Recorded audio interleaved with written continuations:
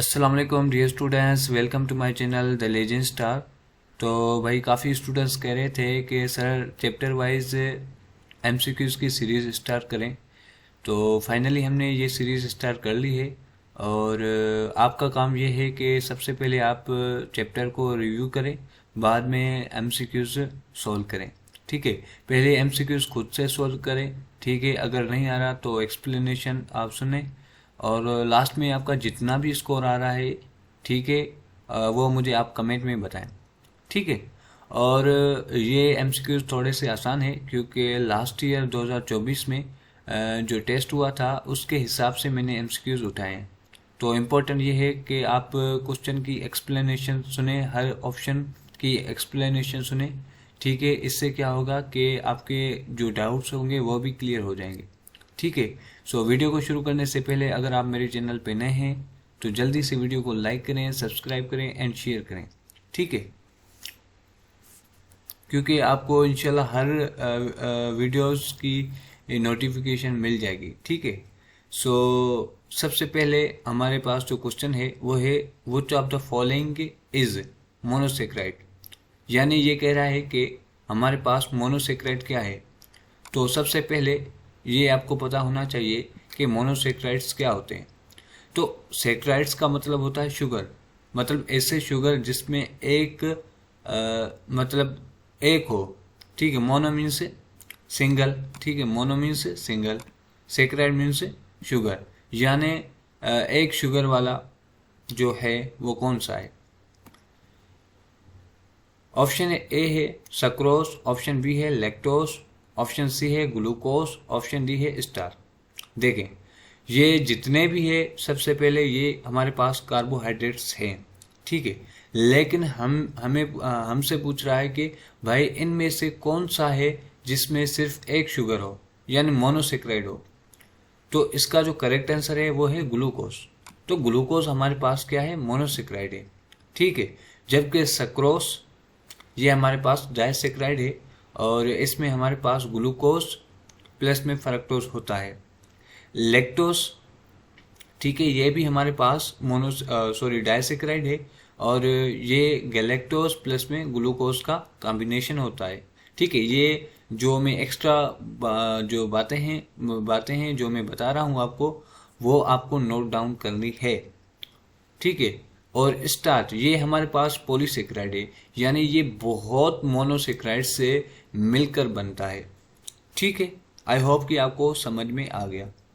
अब क्वेश्चन 2 है the bond between amino acids. ठीक है, अमाइनो एसिड्स जो बेसिकली हमारे पास प्रोटीन बनाते हैं। ठीक है, प्रोटीन्स बनाते हैं। अब हमारे पास सपोज है ये एक अमाइनो एसिड है और ये दूसरा अमाइनो एसिड है। तो बहुत सारे अमाइनो एसिड आपस में मिलते हैं तो प्रोटीन बनता है। ठीक है, अब ये कह रहा है कि जो अमाइनो एसिड्स होते हैं उसमें कौन सा बॉन्ड होता है जो उनको आपस में मिला के रखता है। तो इसका करेक्ट आंसर है पेप्टाइड बॉन्ड। ठीक है, पेप्टाइड बॉन्ड। अब ग्लाइकोसिडिक बॉन्ड है, ये हमारे पास मोनोसेक्राइड्स के बीच में होता है, क्योंकि मोनोसेक्राइड्स बहुत सारे मिलेंगे तो पॉलीसेक्राइड बनता है। अगर मोनोसेक्राइड की इधर बात कर रहे तो हम कहेंगे ग्लाइकोसिडिक बॉन्ड। ठीक है, हाइड्रोजन बॉन्ड तो वैसे वाटर में होता है, उसके अलावा प्रोटीन्स में भी होता है। ठीक है, आयोनिक बॉन्ड वो भी हमारे प्रोटीन्स में भी होता है, लेकिन उनकी स्ट्रक्चर होती है। जैसे अगर मैं आपको बताऊं कि जैसे हमारे पास ग्लोब्यूलर स्ट्रक्चर होती है प्रोटीन की, तो उसमें बहुत सारे बॉन्ड होते हैं, पेप्टाइड भी होता है। ठीक है, हाइड्रोजन भी होता है, आयोनिक भी होता है। तो ये डिपेंड रखता है कि स्ट्रक्चर क्या है प्रोटीन भी। अगर हम जनरली बात करें तो उसमें पेप्टाइड बॉन्ड होता है। Which biomolecules which biomolecule act as main source of energy। ठीक है, ये जो सबको पता है कि हमारे पास जो मेन सोर्स जो एनर्जी है, ठीक है, मेन सोर्स ऑफ एनर्जी होता है हमारी बॉडी के अंदर, वो होता है हमारे पास ग्लूकोज यानी कि कार्बोहाइड्रेट। ठीक है, तो कार्बोहाइड्रेट मेन सोर्स होता है। ठीक है, अगर हम मतलब बहुत सारा कार्बोहाइड्रेट यूज हो जाता है तो बाद में हम प्रोटीन को और लिपिड्स को दोनों को यूज़ कर सकते हैं एनर्जी के लिए। ठीक है, तो ये प्राइमरी सोर्स होता है, इस तरह से ये सेकेंडरी सोर्स होता है। तो प्राइमरी सोर्स वो होगा जो जिसकी हमें पहले ज़रूरत पड़ेगी, फर्स्ट हम उसको यूज़ करेंगे, बाद में अगर उसकी कमी हो जाती है तो प्रोटीन्स और लिपिड्स को भी हम यूज़ कर सकते हैं एनर्जी के लिए। एंजाइम्स आर केमिकली, तो एंजाइम्स केमिकली क्या होते हैं, तो याद रखें वो केमिकली होते हैं प्रोटीन्स। ठीक है, तकरीबन जो भी हमारे पास एंजाइम्स होती हैं वो प्रोटीन्स होती हैं, लेकिन कुछ एंजाइम्स जो होती हैं वो न्यूक्लिक एसिड होती है। ठीक है, जिसमें एग्जांपल आ जाता है राइबोजाइम। ठीक है, तो राइबोजाइम, ठीक है, राइबोजाइम,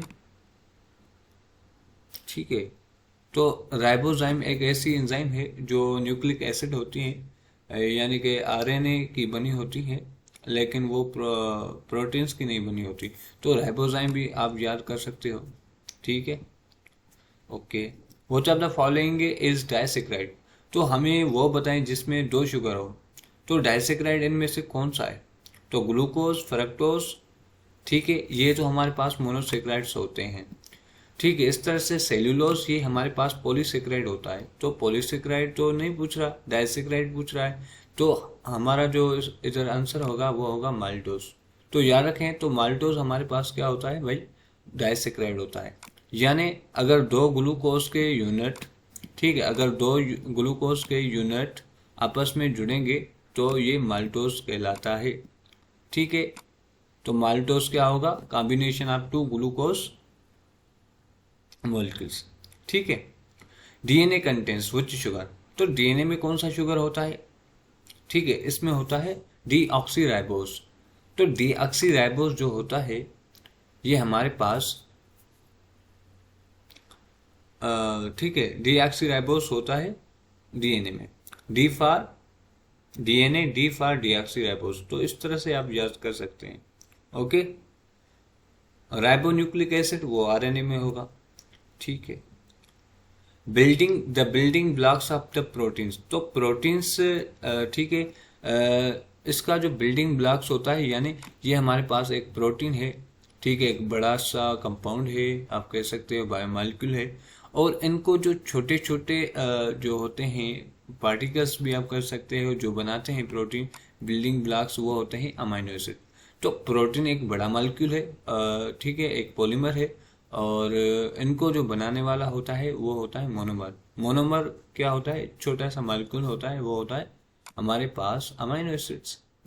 फैटी एसिड्स ये लिपिड्स बनाते हैं, न्यूक्लियोटाइड्स ये डीएनए आरएनए यानी न्यूक्लिक एसिड बनाते हैं, मोनोसेक्राइड्स ये कार्बोहाइड्रेट बनाते हैं। ठीक है, which lipid is solid at room temperature, कौन सी लिपिड होती है जो सॉलिड होती है रूम टेम्परेचर पे। ठीक है, रूम टेम्परेचर कितना होता है 25, ठीक है, नॉर्मली इतना होता है। अब रूम टेम्परेचर पे वो कौन सा लिपिड है जो सॉलिड होता है। ठीक है, तो सॉलिड वाला हमें बताना है, वो होता है फैट। ठीक है, याद रखें फैट। ठीक है, अगर सवाल में ट्विस्ट आ जाए और यहाँ हमसे पूछे कि भाई कौन सा लिपिड होता है जो लिक्विड होता है, मतलब लिक्विड फॉर्म में होता है रूम टेम्परेचर पे, तो फिर आंसर होगा ऑयल। ठीक है, वैसे ठीक है, तो वैसे तो ऑयल ही होगा जब हम बात करेंगे लिक्विड की। ठीक है, इस तरह से जो वैक्स है ये एक लॉन्ग चेन होती है मोनो अल्कोहल्स की। ठीक है, ओके। फास्फोलिपिड ये बहुत इम्पोर्टेंट लिपिड है, और ये परमिएबिलिटी इंक्रीज करवाता है सेल मेम्ब्रेन की, तो इसके इम्पोर्टेंट फंक्शन है, तो वो भी हमें याद करने चाहिए। Which vitamin is fat soluble, तो देखें कुछ ऐसे विटामिन होते हैं जो फैट में सॉल्युबल हो जाते हैं, और कुछ ऐसे जो विटामिन होते हैं जो वाटर में सॉल्युबल होते हैं। अब ये कह रहा है कि वो कौन सा विटामिन है जो फैट में सॉल्युबल होता है। ठीक है, तो वो फैट की बात करें तो वो होता है विटामिन ए, विटामिन ए।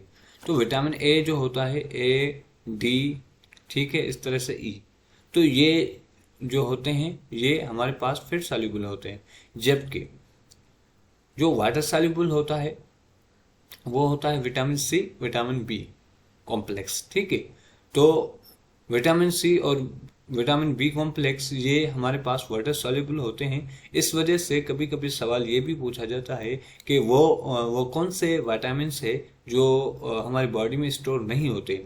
वो होते हैं विटामिन सी और विटामिन बी कॉम्प्लेक्स। ठीक है, यानी ये दोनों। ठीक है, इस वजह से तो वो यूरिन में से वो चले जाते हैं, यूरिन के साथ चले जाते हैं, क्योंकि वो स्टोर नहीं होते। ओके, तो ये भी आप याद रखें। RNA differs from DNA because it contain, तो एक होता है आरएनए, ठीक है, एक होता है आरएनए, ठीक है, और दूसरा होता है डीएनए। डीएनए और आरएनए ये कैसे डिफर करते हैं, एक दूसरे से कैसे डिफर करते हैं? तो देखें, नाइट्रोजीनियस बेसिस होते हैं, ठीक है, ये टोटल 4 होते हैं। ठीक है, तो जो आरएनए होता है वो एडेनिन से जब इसमें जो एडेनिन होता है वो बनाता है बॉन्ड यूरासिल से। ठीक है, तो आरएनए में यूरासिल होता है। ठीक है, आरएनए में क्या होगा, यूरासिल होगा, जबकि डीएनए में क्या होता है, थायामीन। यूरासिल की जगह थायामीन होता है, यानी आरएनए डिफर करता है डीएनए से, क्योंकि आरएनए के पास यूरासिल है, थायामीन नहीं है, तो ये डिफर करता है इस पे। Okay, which of the following is polysaccharide, तो पॉलीसेक्राइड कौन सा है, ग्लूकोज मोनोसेक्राइड है, सक्रोज डाइसेक्राइड है, माल्टोस ये भी डाइसेक्राइड है, और ग्लाइकोजन ये हमारे पास पॉलीसेक्राइड है, और ये स्टोर्ड फॉर्म में जो ग्लूकोज होता है हमारी बॉडी के अंदर वो ग्लाइकोजन की फॉर्म में होता है। इस तरह से जो स्टार्च होता है, जो आपने पहले भी पढ़ा, मैंने आपको बताया कि वो होता है स्टोर प्लांट सेल के अंदर। ठीक है, वो भी आपको ध्यान में रखना है। The main function of lipids, तो लिपिड जो है, जो कि एक बड़ा सा मॉलिक्यूल है, बायोमॉलिक्यूल है, इसका जो मेन फंक्शन होता है वो क्या होता है, इसका मेन फंक्शन होता है एनर्जी स्टोर करना। ठीक है, ठीक है, जाहिर सी बात है, अगर हमारे पास ग्लूकोज यानी कार्बोहाइड्रेट की कमी हो जाती है, ठीक है, तो हम फैट को भी यूज कर सकते हैं एनर्जी की तौर पर। तो इसका जो इम्पोर्टेंट फंक्शन है वो है एनर्जी स्टोर करना। ठीक है, जो ट्रांसपोर्ट ऑक्सीजन करवाता है वो कराता है हीमोग्लोबिन। इम्यूनिटी क्या होती है कि किसी भी फॉरेन पार्टिकल को जो है ना हमारे अंदर बॉडी के अंदर आता है उससे फाइट करती है। ठीक है, एंटीजेंस होती है, तो एंटीजन के खिलाफ एंटीबॉडीज बनाती है ताकि वो उनसे फाइट कर सकें। ठीक है, और उसको ख़त्म कर सकें। ठीक है, which element is not found in protein, तो याद रखें जो प्रोटीन के अंदर होता है वो कैल्शियम नहीं होता, कार्बन, हाइड्रोजन, नाइट्रोजन भी होता है, और नाइट्रोजन की वजह से हम प्रोटीन को नाइट्रोजीनियस कंपाउंड भी कहते हैं। बहरहाल कैल्शियम नहीं होता। Which molecule store the genetic information, तो जेनेटिक इंफॉर्मेशन कौन कौन स्टोर करता है? ठीक है, जो विरासत होती है, मोरोसियत खुसूसियात जो होती है, ठीक है, जो हमें पेरेंट्स से मिलती है, वो इन्फॉर्मेशन किस में स्टोर होती है, वो डीएनए में। ठीक है, क्योंकि डीएनए जो होता है इसमें इसका जो बेसिक यूनिट होता है वो जीन होता है, और जीन क्या करती है, वो स्टोर करती है जेनेटिक इन्फॉर्मेशन को। ठीक है, enzymes speed up the reaction by, याद रखें एंजाइम्स एक ऐसा बायोलॉजिकल कैटलिस्ट होता है ये, और हमारी बॉडी के अंदर जो केमिकल रिएक्शंस होते हैं उसको जो है ना जितने भी रिएक्शन होते हैं, डाइजेशन वगैरह होती है, तो उस पर एंजाइम एक्ट करता है, उसको फास्ट मतलब डाइजेस्ट करवाने में हेल्प करता है। तो ये फास्ट है या इसको स्पीड कैसे मिलती है या कब मिलती है, जब इसकी जो एक्टिवेशन एनर्जी होगी वो लोअर होगी। तो एनर्जी अब एक्टिवेशन लोअर होती है, इस वजह से एंजाइम स्पीड अप में रिएक्शन करता है। Which structure is found all amino acid, मतलब कि आप वो स्ट्रक्चर बताएं जो सारे अमाइनो एसिड्स में होती है। अब अमाइनो एसिड्स मैंने आपको पहले भी बताया कि ये बिल्डिंग ब्लॉक्स ऑफ प्रोटीन्स होती हैं, यानी प्रोटीन्स होती हैं वो बनी होती है अमाइनो एसिड की। तो जाहिर सी बात है, अगर अमीनो एसिड की बात कर रहा है तो वो अमीनो ग्रुप होगा जो सब में अंदर होगा। Which carbohydrate is used for storage in animals? मैंने आपको पहले भी बताया कि हमारे पास जो कार्बोहाइड्रेट है, सॉरी ठीक है, कार्बोहाइड्रेट है जो एनिमल्स में स्टोर होता है तो वो होता है ग्लाइकोजन। अगर यहाँ प्लांट्स की बात करें तो वो हम स्टार्च करेंगे, ठीक है। The basic unit of nucleic acid कौन सा होता है? न्यूक्लियोटाइड होता है, ठीक है। न्यूक्लियोटाइड याद रखें, न्यूक्लिक एसिड, ठीक है। अब क्वेश्चन है which of the following contain nitrogen, तो याद रखें कार्बोहाइड्रेट, लिपिड, प्रोटीन, तो इनमें से जो प्रोटीन है ये इसमें सिर्फ नाइट्रोजन होगा, बाकी जो कार्बोहाइड्रेट होगा या लिपिड होगा उसमें नाइट्रोजन नहीं होगा, तो ये भी डिफरेंस करता है। Cholesterol belongs to which group, तो याद रखें जो कोलेस्ट्रॉल है ठीक है वो लिपिड से बिलोंग रखता है, ठीक है। तो फाइनली ये हो गए 20 क्वेश्चन, ये आसान थे। आई होप कि आपको एक्सप्लेनेशन समझ में आई होगी, और इसके अलावा ये बातें आपको तब समझ में आती है जब आप चैप्टर को रिव्यू करते हैं, ठीक है। तो आज के लिए इतना ही था, ठीक है।